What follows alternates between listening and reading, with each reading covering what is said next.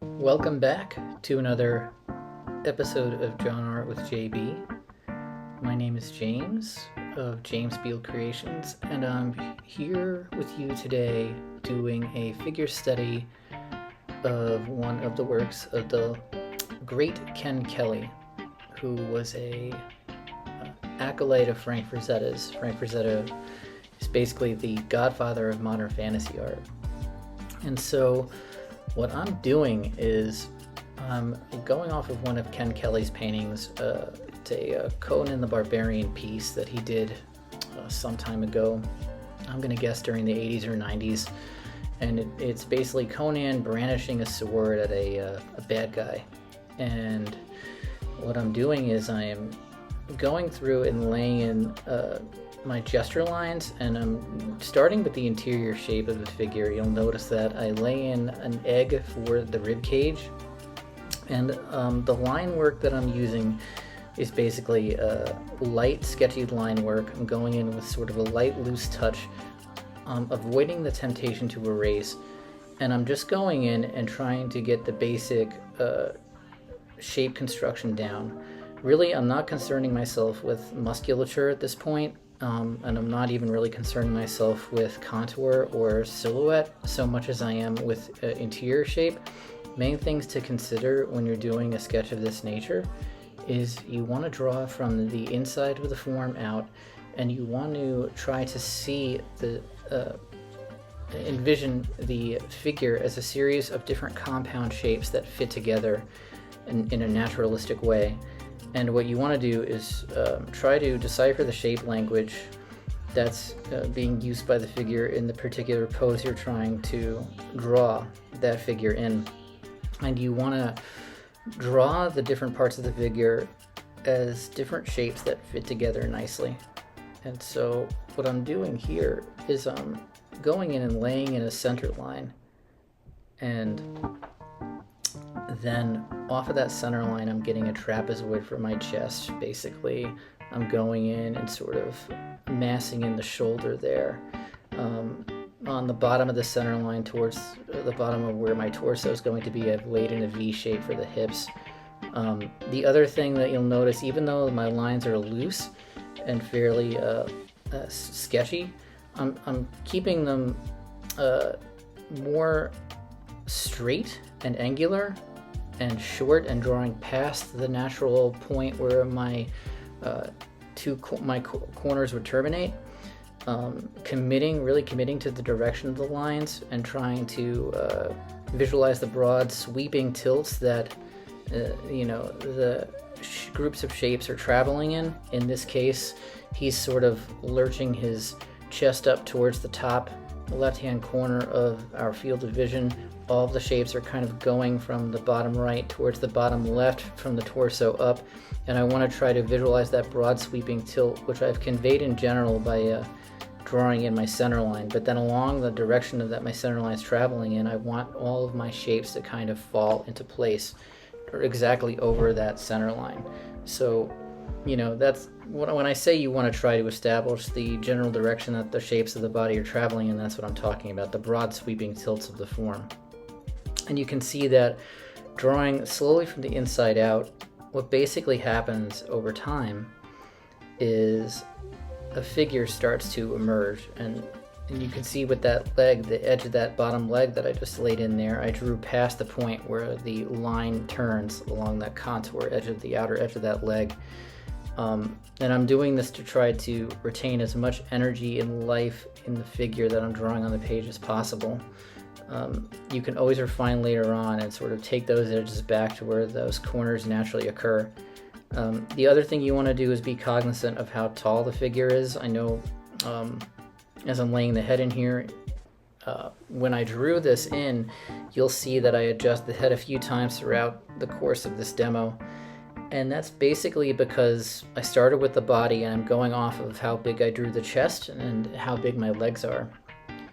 A few good rules of thumb to consider when drawing the figure out of your head in this way. I'm employing some methods used by Bridgman here, Loomis, particularly drawing in the rib cage as an egg, getting the trunk established with short, angular, loose sketch lines. That's something Bridgman would do. And Loomis, I believe, was a student of Bridgman's, so you can see how that there's a synergy between the Loomis and Bridgman method of drawing. I believe Frank Riley, who's another very talented artist, teaches a method or employed a method which became known as the Riley method. It was also a student of Bridgman's as well. But going in and really just trying to get those geometric broad sweeping tilts of the form, trying to capture movement. In the back of my mind, am aware of comparative anatomy. For example, I'm kind of tangentially aware of how many heads tall the figure should be, right? The general shape of the chest, the general shape of the stomach, but I'm not primarily, first and foremost, thinking of that as I'm going through here. My first concern as I'm going through and drawing the figure is to try to capture the fluidity and movement of the original work in my study here. Try to really get at what Ken Kelly is doing. I know I just rambled for quite a bit there, but I want to get all that information, convey all that information verbally to you guys so that it's out there and you can listen to it. The next thing I want to do is I really want to make use of the original reference image. I actually think I pushed this foot down quite a ways if memory serves. What I'm trying to do is reconcile the height of the head with the foot right now. And I go through this a few times where I work the head, and at this point I am trying to get the head in as a silhouette because I have a reference point at this point. That reference point is the body, right? I've established the trunk, I've established the legs, or at least the upper legs from the hip down to the knee. And that gives me a good basis for drawing the sort of silhouette of the head in there. And then from this point forward, I start to consider silhouette a little bit more. Because silhouette is important. I don't want to downplay silhouette.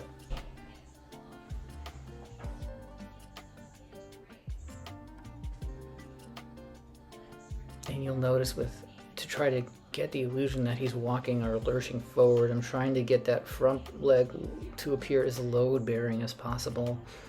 The knee's kinked up a little bit as it's lurching towards us. The back knee is down further towards the horizon line because it's, further behind us in space, and, he's sort of lurching forward with his torso, but there's a little bit of contrapposto going on here where that back knee is receding, that back leg is receding behind us. That's going to push that knee down, at least from this angle, which is a 3/4 angle.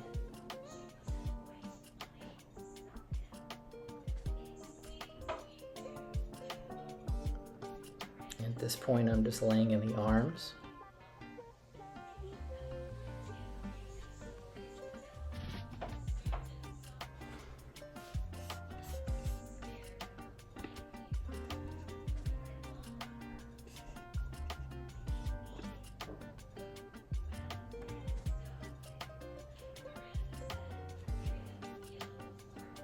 And you can see that it's all starting to take shape.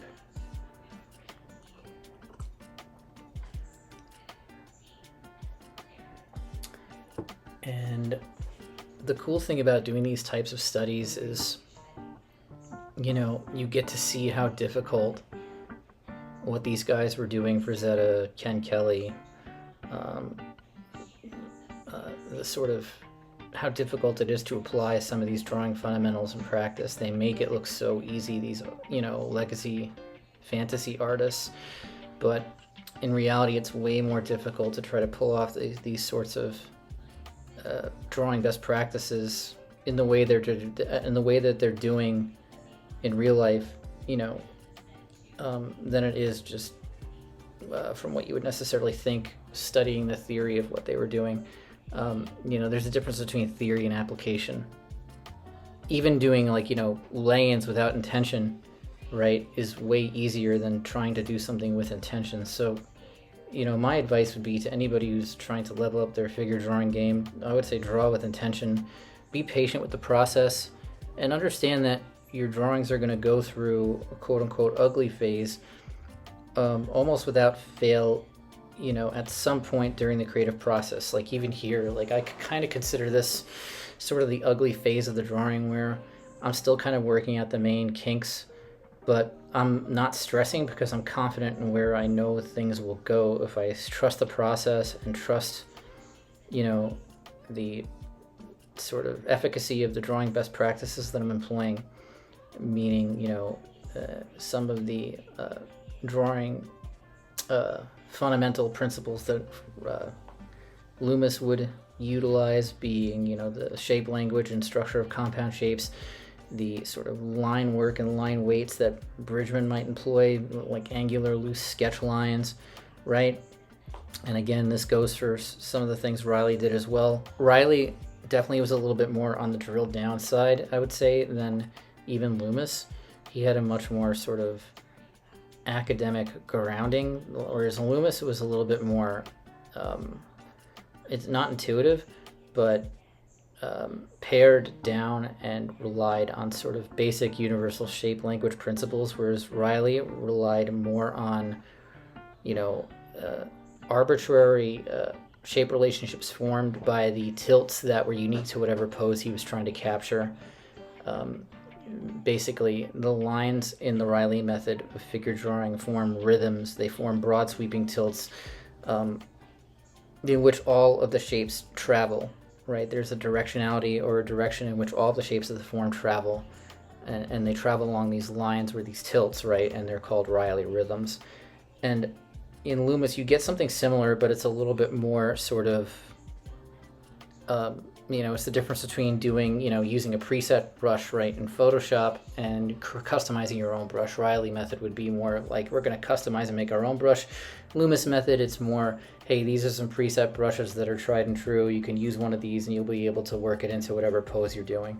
So with Loomis, it's a little bit more plug and play. It's a little bit more based on, sort of golden ratios and tried and true figure drawing proportions that you can plug into almost any scene and showcasing figures in any context. The Riley method is a little bit more pose specific, I would say. Definitely a little bit more involved. And Bridgman, again, was sort of the through line between these two artists. I personally come out of the Loomis method of drawing, and I come out of the Riley method of oil painting, portrait painting, where I utilize something called the Riley palette. But my painting process begins with the sort of thing you're seeing here, where I do various studies, compile various reference images, 10, 20, 30, 40, 50 reference images, then do 1 to 4 iterations of a pose. Once I find a pose that I like, I typically will Frankenstein some reference images together, do a printout from the computer, and between my preliminary drawing, that would be what I'm doing here, and the Frankenstein digital reference, I am able to cobble together an image that does not exist in real life, right? And that's how I get the inspiration for my fantasy scenes. You see, I pushed that leg down quite a bit, and I also adjusted the head. And I think I'll adjust the head a bit more, but what I'm doing now is I've got the arms kind of laid in there. Another thing that's going to come up very shortly, now that I've got a lot of the interior shape and silhouette of the figure ironed out, is something called linking shadows, which is something that Frazetta did quite a bit, where he would light the figure from a specific angle, usually a 3/4 angle. And then what he would do is he would throw the dark side of the figure in shadow, and out of that shadow, usually coming from the dark side to the light side, you would get other little shadows that would appear, and it would gradually, there would be a shift in value, or how light or dark the figure is, from dark to light, going across the form based on where you threw that initial shadow. And all the little shadows link together and bleed into one big shadow. And Frazetta used this to great effect to create depth, to create a sense of looseness, a sense of dynamism, kineticism on the page with his figures. He used it to showcase detail without over rendering. And that's another thing that you want to be cognizant of, especially if you're working in value.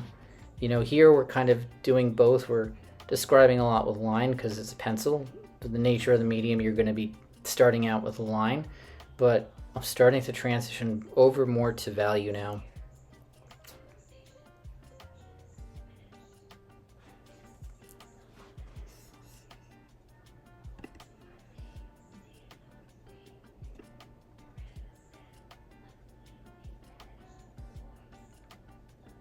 Yeah, and I'm just checking that plane change on the knee. There's a plane change where the leg bends, and you're going to see once I start linking in my shadows, those plane changes will become quite apparent. They'll become very visible very quickly.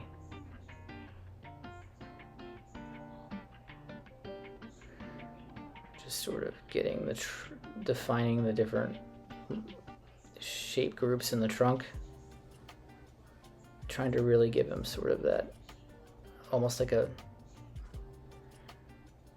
you know, get that vacuum pose that you get with a lot of bodybuilders where they have a flat stomach, you know, and sort of like almost like a barrel shape, the rib cage going into a flat stomach. And that's how, again, Ken Kelly would draw a lot of his, you know, warrior figures, and he got that from Frazetta. But I'm trusting the process. You can see it's getting a little bit more value heavy, really posterized. And that's the thing with pencil in particular. If you're doing like a study for like a painting, particularly an oil painting, I like to try to eventually get the pencil drawing to the point where it's pretty posterized. You know, you can still have some vestigial line work here and there, you know, again, especially to get a sense of contour. You know, you don't have tone on tone with pencil, especially with a study like this, but interior shape, you want to try to posterize some of those shadows so you have like stark lights against stark darks. And it gives you a really good general roadmap of, you know, where things in the figure should be.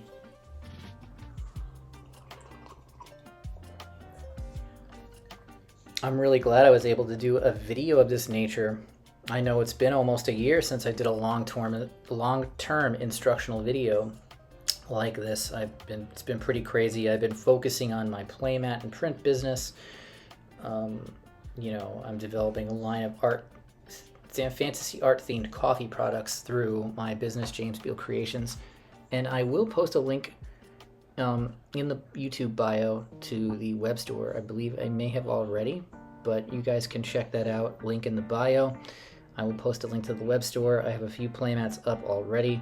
I'm doing a line of dragon-themed playmats. This is a study for another playmat that I'll potentially be developing. And the idea behind this character, you know, heavily inspired by Conan, but I had this idea for like an Atlantean warrior, sort of, you know, either riding a sea dragon or fighting a sea dragon or something.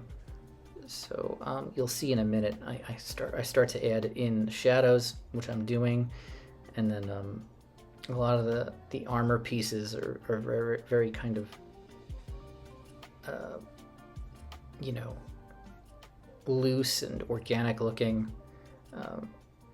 I love the armor in the new Aquaman movie. Well, it's not new now, but the Jason Momoa Aquaman, the Atlantean armor in that movie, where a lot of the pieces were very organic looking, and the boots had like, you know, sort of looked like fish fins, and the greaves they wore were very angular and fluid, and had a fluidity to them. So I try to bring a little bit of that into the mix here, and incorporate some of the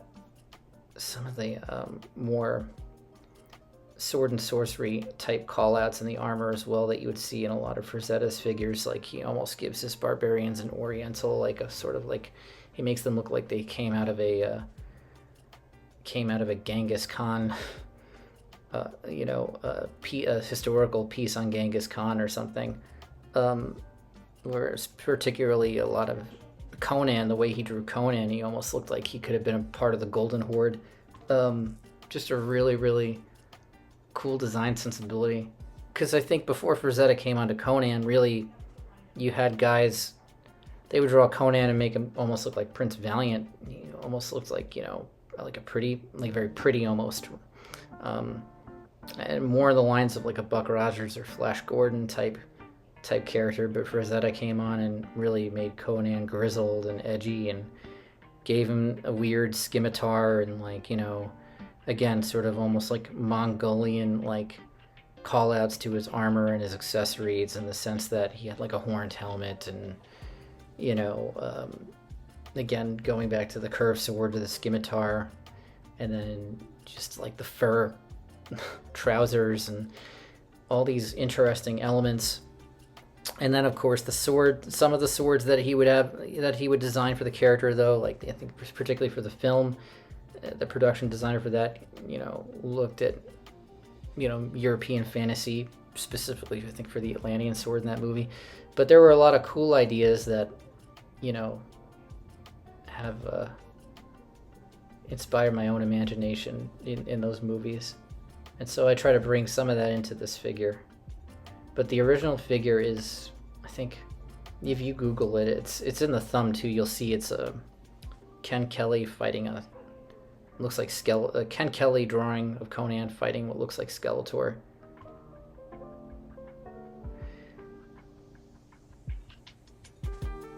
And you can see right here that I'm just kind of noodling away at the face, really trying to get, you want to get the size of the head sort of nailed down. And a lot of people, this is where there's two places that people tend to get into trouble when doing a figure like this. The first place is that they draw the legs too short or too long juxtaposed against the torso, right? And that's a big one. And the second one is people getting the size of the head wrong. People typically with heroically proportioned figures, and it's tough because, again, even a guy like Ken Kelly or Frazetta, they would tend to draw their figures almost more on the side of 7.5 heads tall to 8, whereas a lot of comic book guys will draw their figures 9 heads tall. I tend to stay more in that 8 heads tall. I think 7.5 is a little too short. The figures tend to look a little too stocky, and that's something you want to be cognizant of. Is if you draw the head too big, it might be academically correct, but the figure itself will look unnatural because it'll look quite stocky and compressed, right? So you want to like maybe draw the figure a little bit taller than your first impulse is, and then if you need to make the figure shorter after you've blocked in your figure before you go to details, you know, step away for 5 minutes, come back, take a picture, flip the image in the phone to check for symmetry, or look at your figure in a mirror, you know, at the end of the block-in stage where you've got the main shape groups sketched in and you've got your silhouette of the figure completely sketched in, and then see at that point, reassess at that point whether you need to adjust the size of the head or not. But definitely give yourself and your eye a time to rest and check it 2 to 3 times before moving on to the detail phase of the value block-in phase. And then here you can see I've already got my shadow in on that far side of the rib cage where the rib cage is turning away from us there.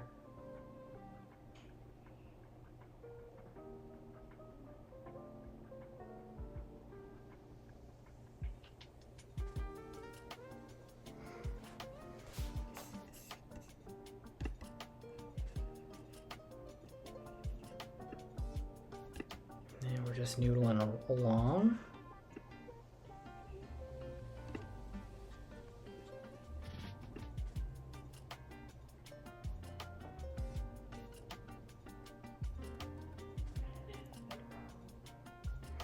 And again, you can also see I'm starting to link in those shadows along the left side of the drawing, right?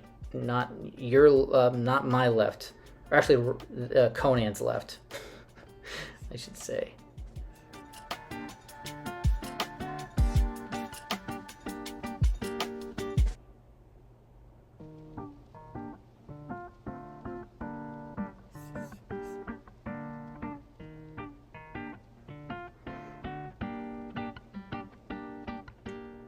I'm just gonna take a sip of my coffee here.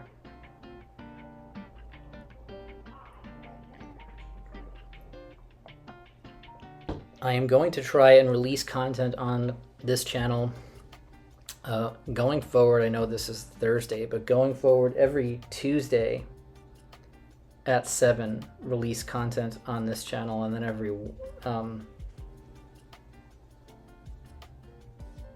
every other week do Instagram lives. I'm still working out the exact schedule, but for YouTube, definitely every Tuesday at 7 is going to be the schedule. I'll make sure to post a written update on that.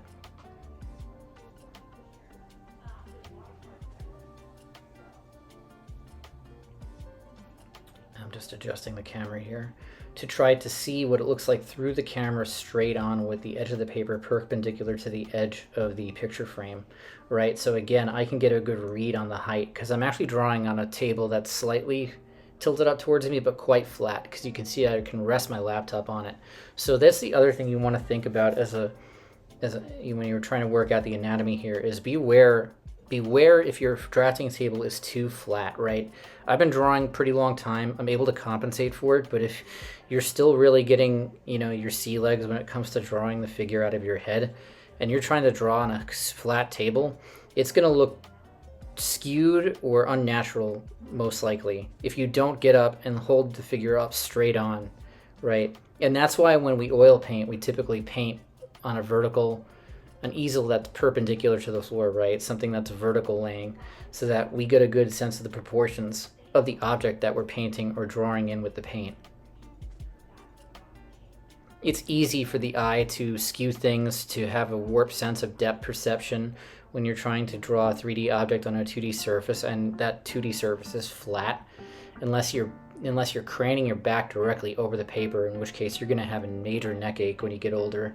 Like I'm in my 40s now. I'm not a young buck anymore, and like I can tell you that when I was in my 20s, I used to I'd be hunched over the light table, and when I was doing my student work, and I could get away with it back then because I was like 22, 23, 24, 25, but as I got into my 30s, I've noticed I started getting back aches more, and I wasn't taking care of myself. At this point in my, I'm in my early 40s, and I try to be as comfortable as possible when I work. And that's the other thing with regard to the infrequency of these videos, is that I find that it is very challenging to do a video of this nature if you're just not mentally and physically comfortable and clear to sit down and really give the content its fair due. And so that's something for any of you guys out there who are thinking about doing a YouTube channel. Is this stuff is already labor intensive enough, but then when you bring in this aspect of demos, recorded demos specifically, it becomes much more labor intensive. So my advice, I guess, what I would say in that regard is do things that interest you and that are fun to you. And that's why I went with this sort of hypothetical Atlantean soldier, because that's the kind of stuff that definitely interests me, is lost worlds, lost civilizations, sword and sorcery, fantasy, all that good stuff. I've gotten my wife into Lost World literature lately. Specifically, we just listened to an audiobook for Jules Verne's Journey to the Center of the Earth. Really, really entertaining book. Read it when I was a kid. And if you're into that sort of flowery prose, like I'm into very descriptive prose, you'll probably like Verne. I'm also a big Tolkien fan, which I'm doing a few Tolkien pieces right now. I will be painting a Turin Turambar oil painting, and will feature a video concerning that in the future on this channel. What I want to do is I want to revisit my painting process, but in a much more sort of protracted way. If you look way back in the back catalog of this channel, when I first started doing YouTube videos back in, I believe it was late 2021, I did post a general overview of my painting process. It has changed a little bit since I did that video. I still do a lot of the same things. However, I've added a couple of new steps and sort of made the pivot over to canvas. But generally, the way I gesso the piece, the sort of sanding down of the paper, all that stuff is the same conceptually, more or less. There are certain things that have been modified in my method as a function of me switching over to canvas from panel. I still like panel, by the way. It's cheap, it's economical, but there is something about a nicely formatted, prepared canvas board that just allows the oil paint to build fairly quickly and in a fairly dynamic way, where you're able, it retains a bit of a fuller body on the surface. There's the way I can't. It's hard to describe. It's just more there in a certain respect to the way the paint builds on the surface with canvas than there is with panel. With panel, it's a little bit more of a touch and go as far as building the paint up. You definitely are getting into more sort of a space where you're really having to let the paint dry longer in between passes on panel, because there's less of a tooth, which means it photographs really well. But then the flip side of that is, in order for the paint to grip, you need to really be patient and lay in more layers. And the way I like to paint, especially like faces, I try to save myself a step whenever possible and really take advantage of the wet on wet sort of colored butter nature of oil paint. Oil paint to me is like colored butter, and you want to really take advantage of it while it's not hardened and leverage that to its maximum extent. Namely, you want to blend your edges while the paint is still drying, which means you have to work it while it's still drying. So you can't, and if you wait more than a couple of days, it's already dried enough, or hardened enough, I should say. Oil paint technically doesn't dry to the point where it is harder to rework edges. And if you're trying to do realism or realistic faces, it's imperative that you're able to control your edges and get those edges really soft, because a lot of the edges, if you look at any kind of photograph or even real life, a lot of the sort of value changes we see are denoted by soft edges, right? There are not too many hard-edged value shifts or changes that exist in nature, unless you're looking at something like that's metallic, right? Something that's starkly inorganic, you'll get that. But if you're looking at a human face, there's tons of soft transitions going on there. And so oil paint is great for capturing that, but you really need to be able to strike a balance between building up the paint quickly, keeping the edges soft, and getting it so that the surface doesn't have a lot of glare on it, meaning you don't have pronounced peaks and valleys that are going to like capture light glare when you photograph it. Because that is the other issue with canvas that you don't have with panel, is that when you photograph a canvas, and if it's not properly treated and sanded down, you will get quite a bit of glare, especially if it's a cheaper canvas. That's why a lot of oil painters will elect to work on linen, because in linen you have hills instead of mountains and valleys. You have hills and depressions, right? So you have much shallower hills on the surface of the canvas and shallower valleys. So you're able to build the paint up, because there is sort of a little bit of an uneasy a friction to the surface, because it's not completely flat, but it's not so hilly like cheap cotton canvases that it'll build up too quickly and you'll get these almost impasto without even realizing you're trying. I like impasto, but impasto does not photograph well. And impasto, for those of you who are curious, is just a quick buildup of the paint, pronounced buildup of the paint off the surface to achieve some sort of dramatic effect, be that accentuate the depth or distance of an object relative to the viewer, or how bright or dull an object is. You can see here, as we've been talking about best practices with painting and kind of veering onto that side tangent of oil painting, I have, in the meantime, with our Atlantean warrior here, I've kind of gone in and figured out a lot of the anatomy. You could see that the torso is quite value heavy now, quite posterized, almost like a comic book character would be posterized. The difference being we're not really getting into the weeds when it comes to cross-hatching or feathering. It's mainly spot blacking, which is just describing value with shadow against white, white highlight. The lights are all white, the shadows are all black, hence the term spot blacking. Another great artist to look at on YouTube is David Finch. He's got his own YouTube channel, David Finch, Finch. He's a comic book artist based in Canada. Quite accomplished career in the field of comic book art. Has worked for all the big companies. Very respected. Very nice though, very humble. And recently had my friend KenKellyFigureStudy-6-27-24 on. They talked about his Kickstarter that recently got funded, Battle Chronicle Soul Striker. So if you're into epic sci-fi fantasy, you check out KenKellyFigureStudy-6-27-24 Battle Chronicle Soul Striker. It's a great story, and I'm happy for him. But he was recently on David Finch's show, and they had a great conversation. I listen to David Finch all the time when I'm working. And he does things similar to what I'm doing here, to be honest, where, he'll do more paint, working with water-based paint. He'll do more sort of paint live streams or paint streams, paint alongs.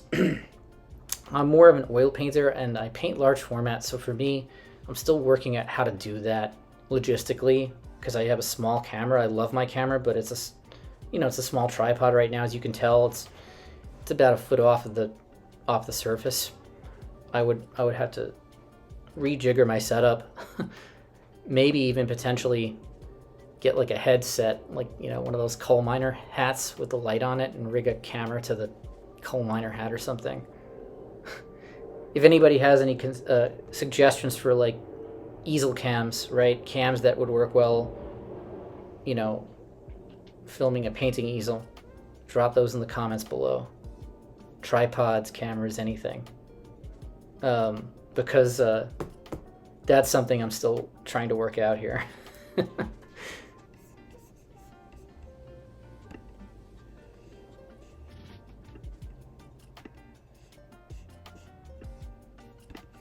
All right.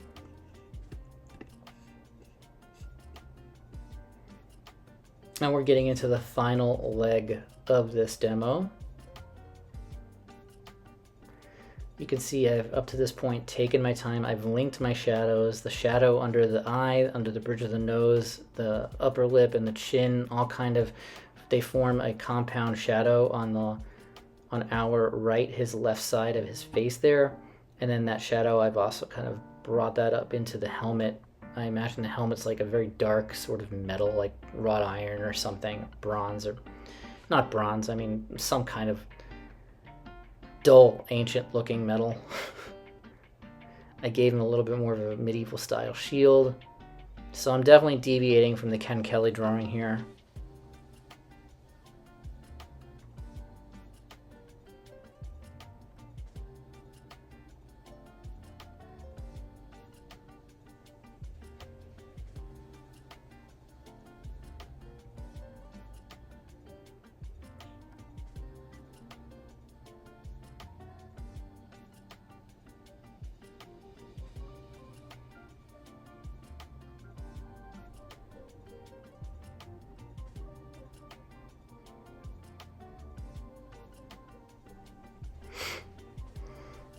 You always want to try to envision where the shadows on your muscles would go. So with that part of the leg that's popping out right there in the front leg, there are two things you want to get those plane changes, right? So I imagine the light is coming from a 3/4 view from the left side, but then also shining slightly down. So we are getting a plane change occurring on the bottom of that thigh muscle, right? And then again on the bottom plane of the knee, where the knee is coming out and then shooting straight down into the shin.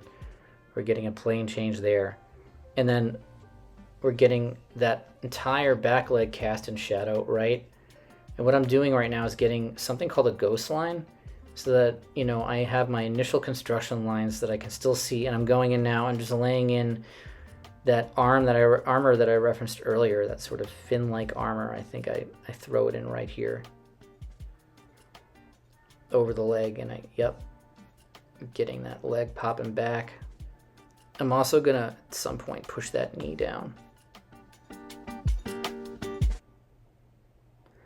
I imagine he's jumping off of a hill, maybe a pile of bodies or something.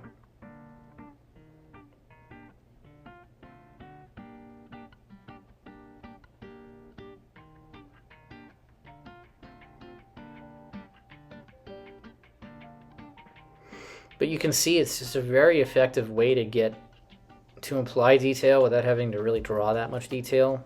The detail still reads across. And again, as we've progressed through the figure, I've started to consider the silhouette more and more.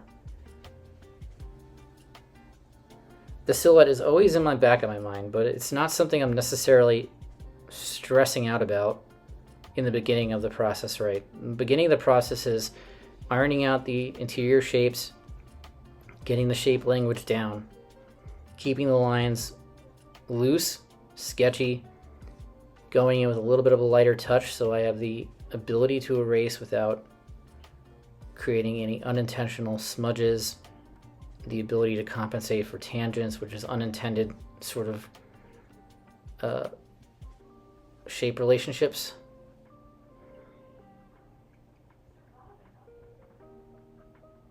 Yeah, see, I just laid in that.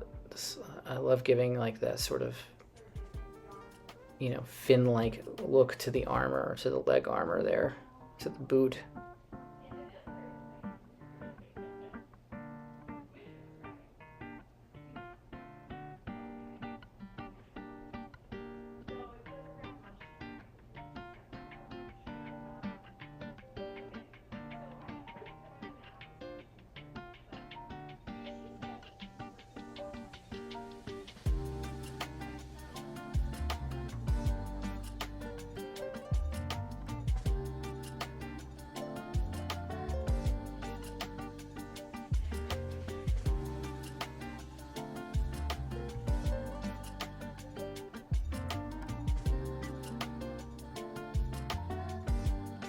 I'm using the eraser to negative space draw, or like, you know, draw in with the eraser like some negative space or some bits of the belt that are breaking out of that compound shadow that I've laid in there.